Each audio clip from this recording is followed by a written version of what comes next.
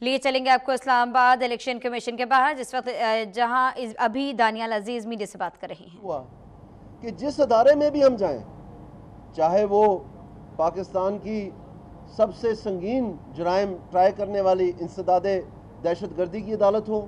چاہے وہ election commission ہو، چاہے وہ سیشن کورٹ ہو جہاں پر نجم سیٹھی صاحب کا لاہور میں کیس پینڈنگ ہے، چاہے وہ ایف بی آر ہو، چاہے وہ کوئی سا بھی نیشنل اسمبلی ہو، کوئی سا بھی ادارہ ہو، وہاں پر ہم کیا دیکھتے ہیں کہ جو عمران خان صاحب ہیں ان کے اوپر کسی قسم کا بھی کوئی کارروائی جو ہے وہ ایک دم سے ویپریٹ ہو جاتی ہے، جیسے کہ ایک عجیب و غریب ہوا چل جاتی ہے۔ اور یہ ایک ادارہ نہیں ہے، یہ ایک کیس نہیں ہے، یہ ایک جرم نہیں ہے، یہ بار بار ہم یہ ایک پورا پیٹرن نظر آ رہا ہے۔ تو پھر میں آپ سے پوچھتا ہوں کہ خدا رہا اپنے ذہن پہ تھوڑا سا بوجھ ڈالیں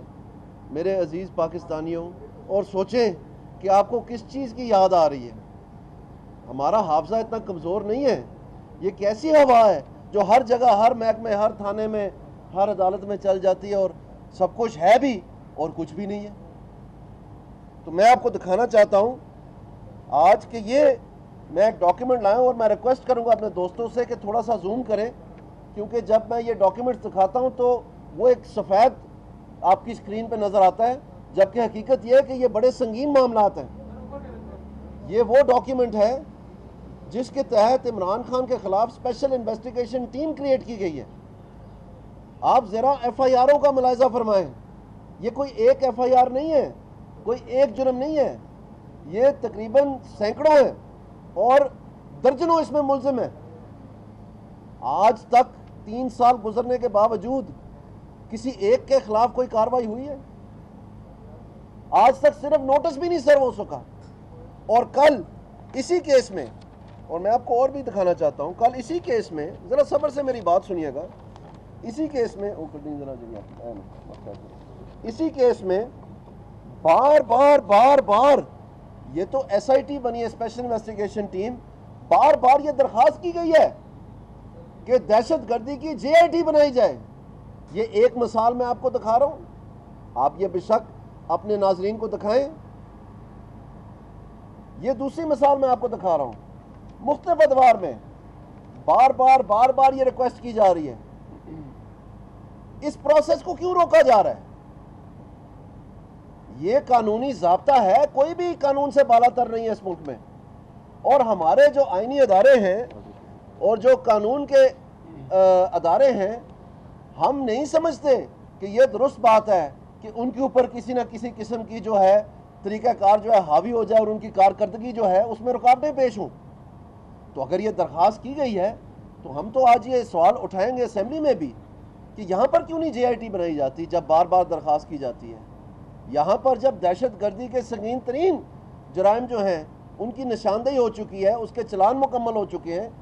اس کو صرف نوٹس نہیں بلکہ اشتہاری قرار دے دیا گیا ہے،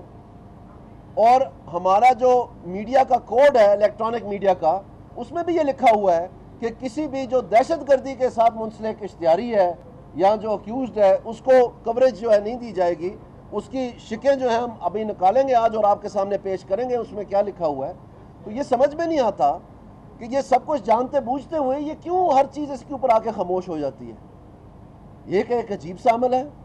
اور اسی طرح سے جیسے میں نے آپ کو پہلے کہا کہ 6 مہینے جو ہے اسلام آباد ہائی کورٹ میں بھی بینچ نہیں بن پاتا،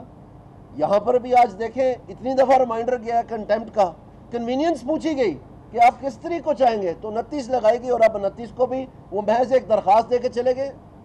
اور یہ وہ الیکشن کمیشن ہے جس کے بارے میں عمران خان نے اپنے وکیل کی درخواست جو کنٹیمپٹ میں ہے کہ ہم یہ اپلیکیشن واپس لیتے ہیں، اس کے بعد کہا، ساری دنیا نے دیکھا، پورے پاکستان نے دیکھا کہ یہ حکومت نے مجھے 10 ارب کی آفر کی ہے اور الیکشن کمیشن جو ہے یہ خریدا ہوا ہے، پتہ نہیں ان کو کتنے کتنے پیسے دیے۔ یہ عمران خان کا بیان تھا،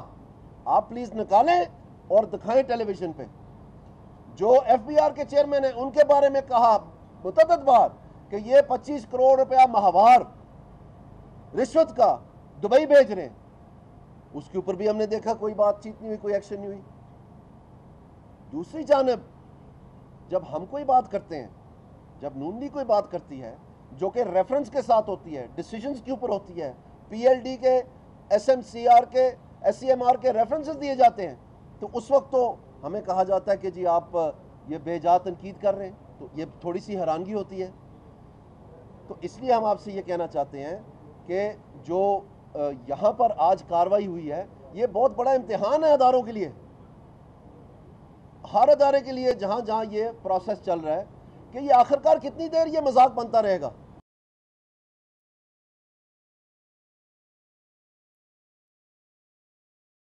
کہ یہ آخرکار کتنی دیر یہ مذاق بنتا رہے گا۔ یہ کیا مثال بنا رہے ہیں ہم پاکستان میں؟ کیا ہم اداروں کی پاسداری نہیں کر رہے؟ اور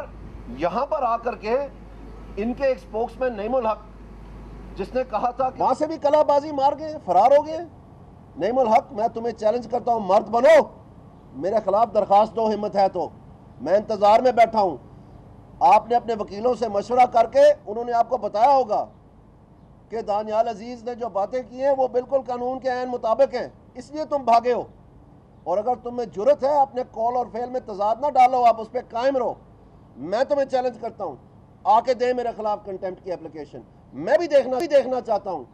کہ آپ کیا بیان کر سکتے ہیں، میں دیکھنا چاہتا ہوں۔ اور آ کر کے نعیم الحق صاحب، جو آپ کے خلاف کنٹیمپٹ کی اپلیکیشن آئی ہوئی ہے، اس کا بھی دل گردہ پیدا کرو، آ کے ادھر جواب دو اور معافی مانگو۔ تم نے قوم سے بھی معافی مانگنی ہے، الیکشن کمیشن سے بھی معافی مانگنی ہے، انشاءاللہ تعالیٰ تم نے دہشت گردی، انسداد دہشت گردی کی عدالت سے بھی معافی مانگنی ہے، تم نے نجم سیٹھی کی عدالت میں بھی معافی مانگنی ہے، تم نے سپریم کورٹ میں بھی معافی مانگنی ہے، تم نے اسمبلی میں بھی آ کے تمام پارلیمنٹیرین سے معافی مانگنی ہے جو تم نے ان کو برا بھلا کہا۔ اور اب ہمارے پاس کوئی اور طریقہ نہیں ہے، میں تو اپنی گورنمنٹ کو اور پرائم منسٹر صاحب کو جا کے یہ تمام چیزیں جو ہیں منوان ان کے سامنے رکھیں گے کہ اداروں کی اس طرح سے تذلیل ہو رہی ہے، اور اس کے اوپر جو ہے سخت نوٹس لیا جائے، اور یہ کوئی لائحہ ایسا طے کیا جائے کہ ہمارے ادارے جو ہیں اس شخص سے، عمران خان سے بچ جائیں۔ بہت مہربانی، شکریہ۔